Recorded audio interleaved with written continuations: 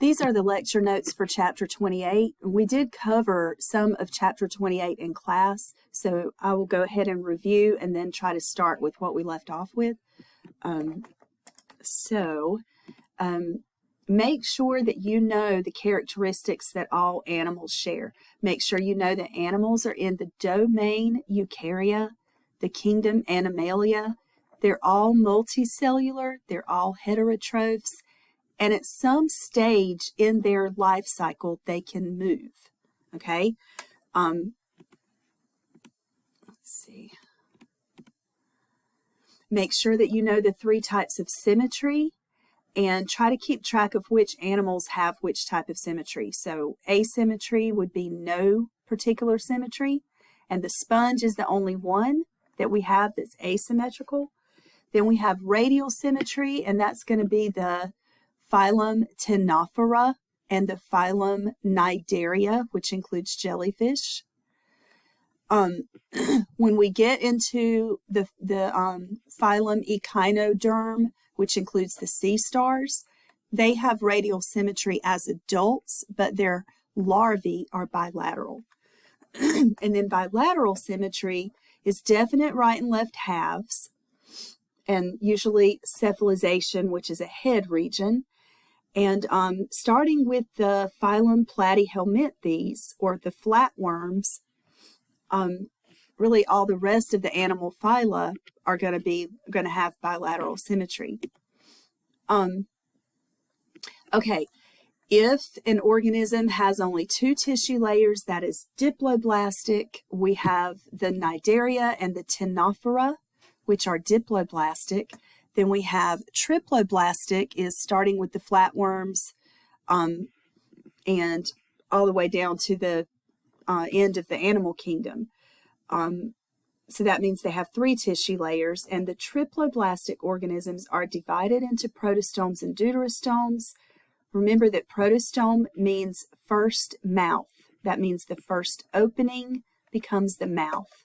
And deuterostome means second mouth, and that means the second opening becomes the mouth. Sorry, this is a good picture about symmetry. This shows you the glass dividers. You can see 3 different ways that you can cut this. This is a polyp body form of a cnidarian, so it looks kind of like a hydra or a sea anemone.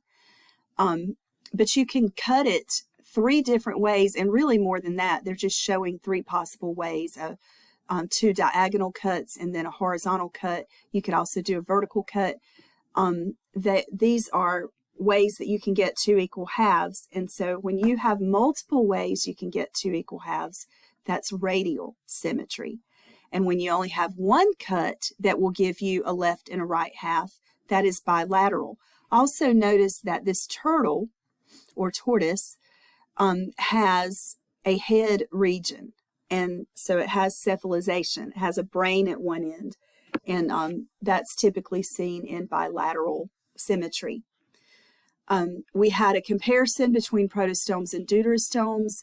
The main thing is to make sure that you know that protostomes, the first opening is the mouth. Deuterostomes, the first opening is the anus, and the second opening is the mouth during development. Protostomes have spiral determinate cleavage, and deuterostomes have radial indeterminate cleavage. And the coelom, when the coelom or body cavity forms, the coelom is like all this open space in between the ectoderm, which would be the skin, and the endoderm, which would be the lining of the GI tract. This space in here that you see is the coelom, and the coelom forms by splitting of the mesoderm. This is the mesoderm. The coelom forms by splitting of the mesoderm in protostomes, and it forms by an outpocketing of the primitive gut in deuterostomes. So those are just some information you need to know about both. We covered the phylum Porifera, which includes the sponges.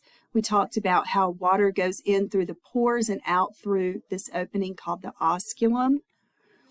The Ctenophora, the phylum Ctenophora, includes the comb jellies. They're bioluminescent. Their bodies are composed entirely of mesoglia. Cnidarians include the jellyfish. Here's a jellyfish. They include the sea anemones, the corals that form coral reefs, the Portuguese man-of-war. Here's another jellyfish. The hydra. And we talked about the Lophotrochozoans, which are all the ones that are protostomes, but they do not shed their outer cuticle. So it's going to include some that we're not as familiar with, like the bryozoans and the brachiopods. And then it's also going to include some that we are familiar with, the flatworms, like tapeworms, the rotifers, which are very, very small animals, the mollusk, which have soft bodies, and the annelids, which are the segmented worms like earthworms. So we went into the phylum Mollusca. We said all mollusks have a visceral mass, a mantle that secretes the shell, and a muscular foot. Mollusks can be divided into class Bivalvia, which includes clams, oysters, mussels, and scallops. You can see scallops here and mussels, which are like freshwater clams. And then this is a clam showing you the internal organs of the clam. Then we have class Gastropoda, gastropods, which means stomach, footed. That means they kind of crawl on their stomach, on their bellies. That muscular foot is in the area we would think of as their belly. Slugs, snails, whelks, conchs, limpets, and nudibranchs. And this is nudibranch, I believe. It's called a flamingo tongue shell. And then we have a snail. Then we have the cephalopods, which means head-footed. They just have a big head. So squid, octopus, cuttlefish, the nautilus, the chambered nautilus. They're very, very smart, especially the octopus and the cuttlefish. This is a chambered nautilus. You can see the tentacles in here. They're kind of pulled in. They always have like a big eye too. You see the big eye on the squid, and octopus has a big eye. Cuttlefish has a big eye. Then we have the annelids, which are our segmented worms, and they include the earthworm, and all of the annelids are hermaphrodites. That means that they have both male and female sex organs. So here's the earthworm, and then we have leeches and clam worms. And here's a leech that has a sucker at both ends, and this is showing you the head region of the clamworm on the left. Sorry. Flatworms. Flatworms are the phylum Platyhelminthes, and they have 3 tissue layers, so they are triploblastic, but they don't have a coelom. So we can't call them protostomes or deuterostomes because they don't actually have a coelom. Actually, hold on. We can call them protostomes because they have a head region and a tail region, and their mouth develops first. So they actually would be classified in the protostomes. Mouth first. Okay, this is a freshwater flatworm called a planaria. It's got 2. They're not true ears, and these are not true eyes, but they're primitive. Primitive ears called auricles that are actually very sensitive to touch. And then the eye spots are sensitive to light. They have a ladder-like nervous system. I don't know if you can see that here. I don't think you can. But they have, just like you can see their excretory organs, which would be like kidneys, you know. They kind of go down both sides, both of the lateral sides of the planarian. The nerve cords do that same thing. There's a nerve cord that goes down one side and a nerve cord that goes down the other, and then it has like ladder-like steps on it. Ladder type nervous system. It does have a primitive brain, and that's a freshwater planarian. Like the earthworm, it's a hermaphrodite. Other flatworms or platyhelminthes are flukes and tapeworms, and these are parasites. Then we have the phylum Rotifera, which is a protostome, and it does have a coelom, a pseudocoelom anyway. It has at its head region, it has a corona, which is this motorized like structure that spins, has cilia, and it uses its cilia for feeding and for moving. So, all right, and we're going to move to the ecdysozoans, which shed their cuticle. There are two examples. They're the roundworms and the arthropods. The roundworms are in the phylum Nematoda. They don't have a true coelom. They have a false coelom, a pseudocoelom, because it is not completely lined by mesoderm. It's incompletely lined by mesoderm. So it's not truly what we think of as a coelom, because a coelom would be completely lined by mesoderm tissue.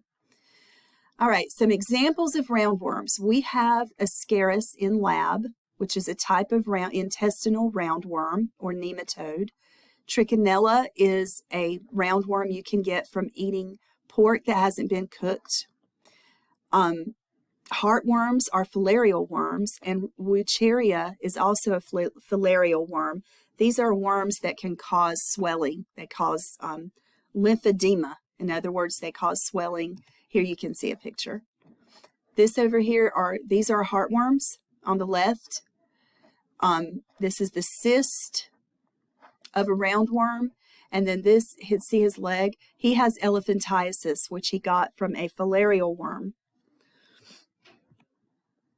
It's a terrible disease. Then we have the phylum Arthropoda, which is the largest animal phylum. Phylum Arthropoda or arthropod means jointed legs. Jointed or pod can also mean appendages. So jointed legs or jointed appendages. Arthropods all are composed of, they do have an exoskeleton composed of chitin. You may remember that chemical chitin is also found in the cell walls of fungi. So here's another way that animals and fungi are related. Just like the nematodes, the arthropods molt, and that means they are ecdysozoans. Most arthropods undergo metamorphosis, like a caterpillar to a butterfly. The class crustacean is going to include shrimp, lobster, crayfish, crabs, copepods and krill, which are small, and barnacles. And we have most of these in lab. We don't have a shrimp, but that's the class Crustacea. You see a crab here, you see a crayfish here, and you see a barnacle here so that you can see the animal. Because we often think of barnacles just as crusty shells that form, on the outside of a boat, but they're actually little animals. They're little crustaceans. The crayfish, there's a good diagram of that. Then we have also in the arthropods, but they're in a different subphylum and class than the crustaceans. The centipede, and the difference between a centipede and a millipede is for a centipede, each body segment has just one pair of walking legs. Whereas in a millipede, when you get to the abdominal segment, there are two pairs of legs on each abdominal segment. So millipedes are just going to look like they have a lot more legs. And here you can see on the left is a centipede. We also have one in lab.